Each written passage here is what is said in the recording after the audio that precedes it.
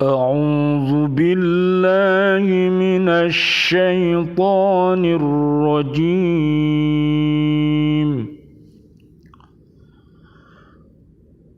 بسم الله الرحمن الرحيم.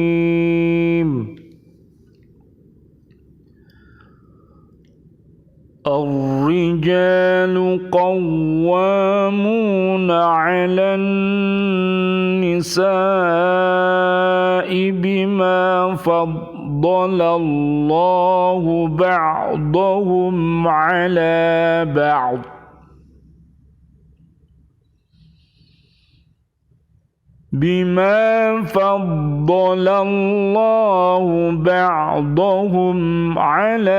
بعض وبما أنفقوا من أموالهم فالصالحات قانتات حافظات للغيب بما حفظ الله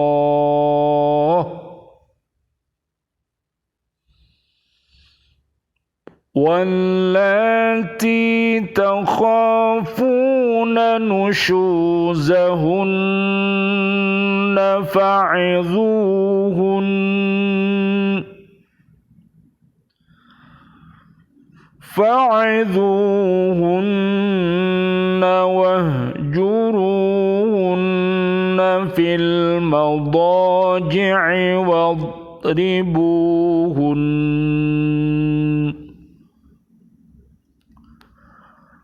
فإن أطعنكم فلا تبغوا عليهن سبيلا إن الله كان عليا كبيرا. Laki-laki atau suami itu pelindung bagi perempuan atau istri, karena Allah telah melebihkan sebagian mereka laki-laki atas sebagian yang lain perempuan, dan karena mereka laki-laki telah memberikan nafkah dan hartanya, maka perempuan-perempuan yang solihah adalah mereka yang taat kepada Allah dan menjaga diri ketika suaminya tidak ada, karena Allah telah menjaga mereka. Perempuan-perempuan yang kamu khawatirkan akan nuzuz, hendaklah kamu beri nasihat kepada mereka. Tinggalkanlah mereka di tempat tidur atau pisah ranjang, atau kalau perlu pukullah mereka. Tetapi jika mereka menaatimu, maka janganlah kamu mencari-cari alasan untuk menyusahkannya. Sungguh Allah Maha Tinggi, Maha Besar. Allah Subhanahu wa ta'ala berfirman di surat An-Nisa ayat 1.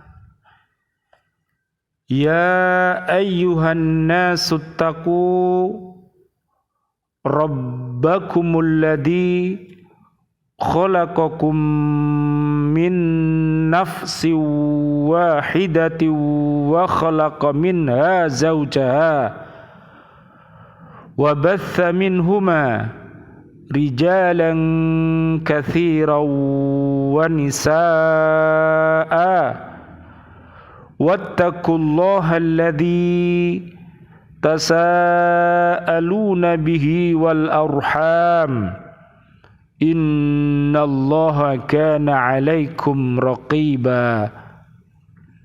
Wahai manusia, bertakwalah kepada Tuhanmu yang telah menciptakan kamu dari diri yang satu, dan Allah menciptakan pasangannya dari dirinya,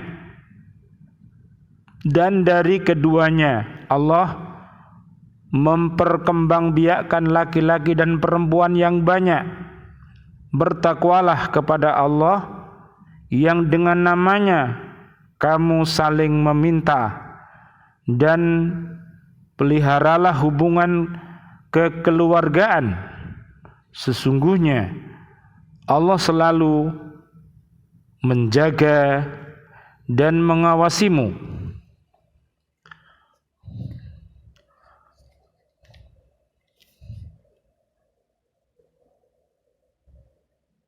An Abi Abdurrahman Abdullah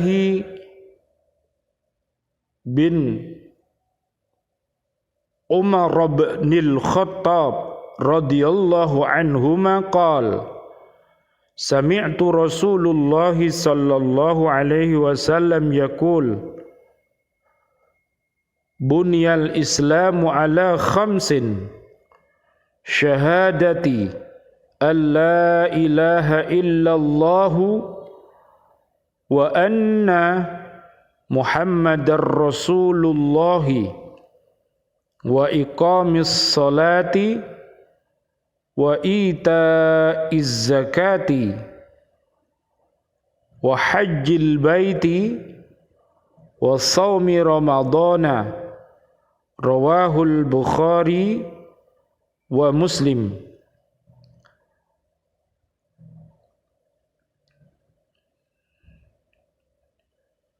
Dan Abi Abdurrahman bin Umar bin Al-Khattab radhiyallahu anhu, dia berkata, aku mendengar Rasulullah sallallahu alaihi wasallam bersabda, Islam didirikan di atas 5 perkara, yaitu penyaksian bahwa tiada Tuhan yang berhak untuk disembah kecuali Allah, dan bahwa Nabi Muhammad adalah utusan Allah, mendirikan salat, memberikan zakat, haji ke Baitullah, dan puasa di bulan Ramadan. Hadis riwayat Imam Bukhari dan Imam Muslim. Mudah-mudahan diri kita mampu untuk beristiqomah di dalam Islam, iman dan ihsan kita, sehingga kita mampu untuk membina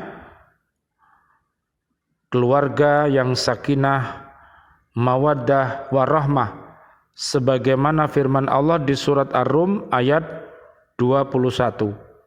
Mudah-mudahan keluarga besar kita, anak cucu kita, dan umat yang ada di bumi ini mampu menyusun rumah-rumah tangga yang sakinah, mawaddah, warahmah, dan mudah-mudahan Allah Subhanahu wa taala senantiasa mengkokohkan Islam, iman dan ihsannya, dan memberi rizki yang mulia serta menempatkan di maqamah mahmudah. Amin amin ya rabbal alamin.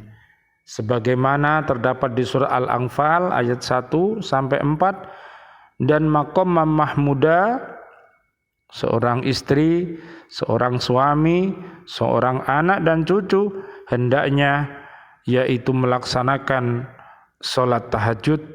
Surat 17 Al-Isra ayat 79 sampai ayat 82. Mudah-mudahan keluarga besar kita menjadi keluarga yang saleh dan solihah. Amin amin ya rabbal alamin. Marilah kita perhatikan surat keempat An-Nisa ayat 34. Kaum laki-laki adalah pemimpin, pemelihara, pembela, dan pemberi nafkah, bertanggung jawab penuh terhadap kaum perempuan yang menjadi istri dan yang menjadi keluarganya. Oleh karena itu, wajib bagi setiap istri mentaati suaminya selama suami tidak durhaka kepada Allah Subhanahu wa ta'ala. Apabila suami tidak memenuhi kewajiban dan tanggung jawabnya, maka istri berhak mengadukan kepada hakim yang berwenang menyelesaikan masalahnya. Menurut riwayat dari Hasan Al-Basri, seorang perempuan mengadu kepada Rasulullah sallallahu alaihi wasallam bahwa suaminya telah memukulnya. Rasulullah sallallahu alaihi wasallam bersabda, ia akan dikenakan hukum qisas. Maka Allah menurunkan ayat Ar-rijalu qawwamuna 'alan nisa. Riwayat Al-Hasan Al-Basri dari Muqatil. Diriwayatkan pula bahwa perempuan itu kembali ke rumahnya dan suaminya tidak mendapat hukuman qisas sebagai balasan terhadap tindakannya. Karena ayat ini membolehkan memukul istri yang tidak taat kepada suaminya dengan tujuan mendidik dan mengingatkannya. Yang dimaksud dengan istri yang salihah dalam ayat ini ialah istri yang disifatkan dalam sabda Nabi Muhammad sallallahu alaihi wasallam, ala ukhbiruka bi khairi ma yaknizul mar'u al mar'atu salihatu idza nadhara ilaiha sarrathu wa idza amaroha ata'athu wa idza ghaba anha hafidhathu. Maukah aku beritahukan kepadamu tentang sebaik-baik perbendaharaan seorang lelaki, yaitu istri solihah yang bila dipandang akan menyenangkannya, bila diperintah akan mentaatinya, dan bila ia pergi, si istri ini akan menjaga dirinya. Hadis riwayat Imam Abu Dawud. Inilah yang dinamakan istri yang salihah. Sedang yang selalu membangkang, yaitu meninggalkan kewajiban selaku istri, seperti meninggalkan rumah tanpa izin suami untuk hal-hal yang tidak penting, dinamakan istri yang nuzus, yang tidak taat. Naudzubillah summa naudzubillah. Sebagaimana seharusnya suami berlaku terhadap istri yang tidak taat kepadanya atau nuzus, yaitu menasihatinya dengan baik. Kalau nasihat itu tidak berhasil, maka suami mencoba berpisah tempat tidur dengan istrinya. Dan kalau tidak berubah juga, barulah memukulnya dengan pukulan yang enteng, yang tidak mengenai muka dan tidak meninggalkan bekas. Setelah itu para suami diberi peringatan. Bila istri sudah kembali taat kepadanya, jangan lagi sesuami mencari-cari jalan untuk menyusahkan istrinya, seperti membongkar-bongkar kesalahan-kesalahan yang sudah lalu, tetapi Bukalah lembaran hidup baru yang mesra dan melupakan hal-hal yang sudah lalu. Bertindaklah dengan baik dan bijaksana, karena Allah Subhanahu wa ta'ala Maha mengetahui dan Maha besar. Mari kita berdoa senantiasa kepada Allah Subhanahu wa ta'ala agar diri kita ini menjadi suami yang solih dan istri kita menjadi istri yang solihah, anak cucu kita, saudara-saudari kita, kaum muslimin muslimat, mukminin mukminat, mudah-mudahan menjadi keluarga yang solih dan solihah. Amin amin ya robbal alamin. Keluarga milenial memiliki karakter berbeda dengan generasi sebelumnya. Umumnya mereka lebih peduli keluarga dibanding dengan generasi sebelumnya. Keluarga milenial menganggap anak adalah prioritas utama, sehingga orang tua milenial sangat peduli pendidikan anak.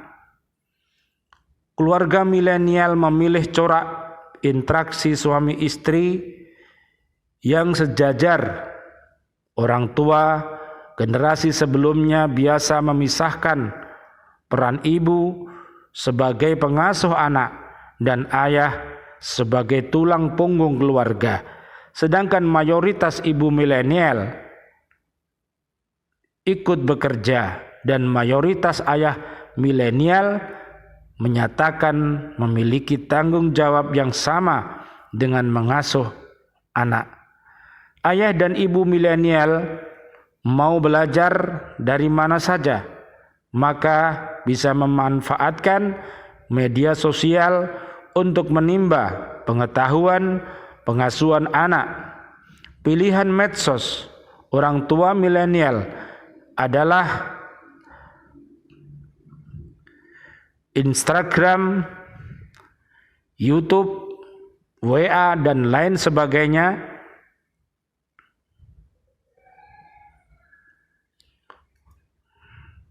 Beberapa tema yang sedang menjadi bahan pembicaraan keluarga milenial diantaranya kepercayaan dan komitmen, resolusi konflik, keintiman, keuangan dan urusan domestik, kelahiran anak dan pengasuhan, rekreasi dan petualangan, perkembangan personal dan spiritual, serta tujuan masa depan.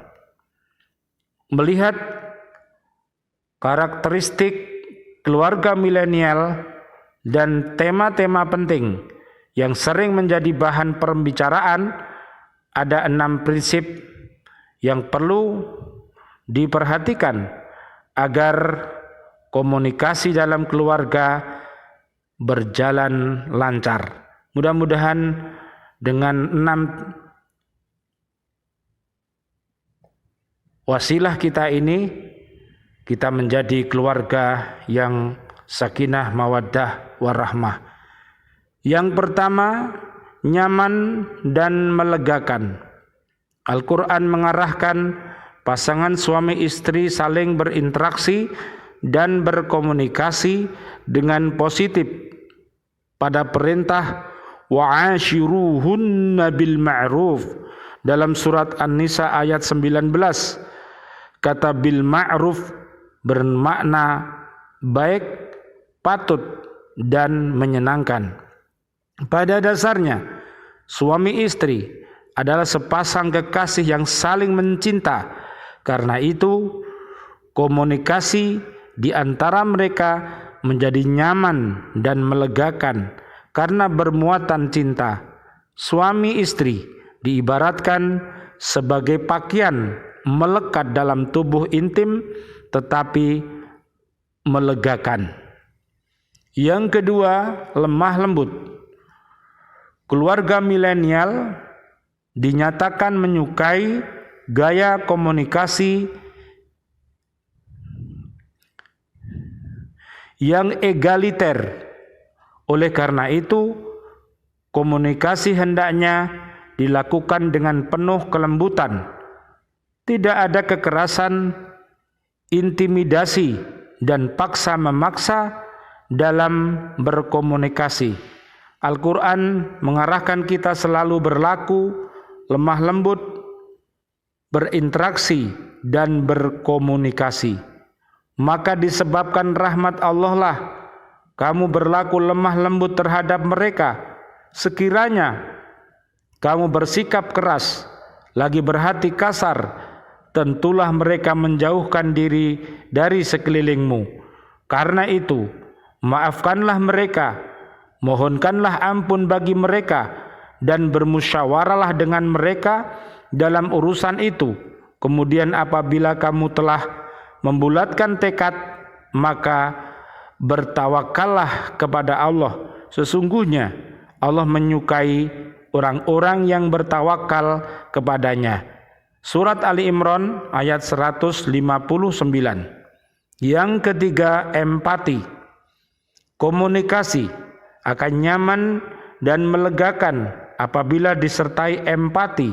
Empati adalah mengerti dan memahami kondisi pasangan dengan memosisikan diri kita pada posisi pasangan. Empati tidak sekedar aku mengerti bahwa kamu bersedih, ini namanya simpati. Namun empati sampai level aku bisa merasakan kedalaman sakitnya hatimu karena mampu meletakkan diri pada posisi pasangan. Yang keempat, mendengarkan dengan antusias. Jangan berebut berbicara, harus bergantian dalam berbicara dan saling mendengarkan pasangan. Cara untuk mendengarkan dengan antusias adalah kita terlibat secara fisik, pikiran, dan emosional dalam berkomunikasi dengan pasangan. Dengarkan dengan antusias, karena antusiasme Anda dalam mendengarkan pembicaraan pasangan akan sangat melegakan dirinya. Pasangan Anda merasa dihargai, dihormati, dicintai, dan diterima. Yang kelima, mendekat jangan menjauh. Komunikasi akan nyaman dan melegakan apabila selalu mendekatkan, bukan menjauhkan. Karena itu, dalam berkomunikasi harus menghindari 4 pemisah jarak. Ada 4 perilaku interaksi yang potensial memisahkan jarak antara suami dan istri semakin jauh, yaitu banyak mengkritik, banyak mencela, menyalahkan pasangan, dan membangun benteng. Yang keenam, bijak dalam penggunaan teknologi. Hindari perangkap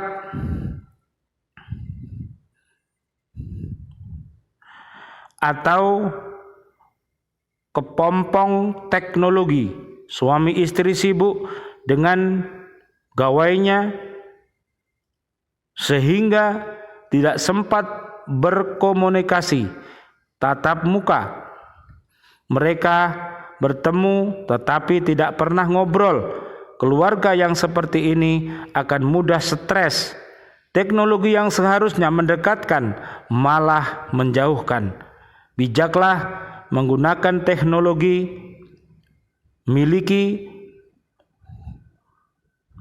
buat kesepakatan dengan pasangan, alokasikan waktu-waktu tertentu untuk berbincang dengan pasangan tanpa menyentuh gawai. Mudah-mudahan Allah Subhanahu wa taala menjadikan keluarga besar kita menjadi keluarga yang sakinah, mawaddah, warahmah, dengan modal Islam yang kokoh, iman yang kokoh, dan ihsan. Allah Subhanahu wa taala di dalam surat Ar-Rum ayat yang ke-21, Allah Subhanahu wa taala berfirman, Bismillahirrahmanirrahim. Wa min ayatihi an khalaqalakum min anfusikum azwajan litaskunu ilaiha wa ja'ala bainakum mawaddatan wa rahmah inna fi dzalika laayatil liqaumin yatafakkarun. Dan di antara tanda-tanda kebesarannya ialah Dia menciptakan pasangan-pasangan untukmu dan jenis dari jenismu sendiri agar kamu cenderung dan merasa tentram kepadanya, dan Dia menjadikan di antaramu rasa kasih dan sayang. Sungguh pada yang demikian itu benar-benar terdapat tanda-tanda kebesaran Allah bagi kaum yang berfikir.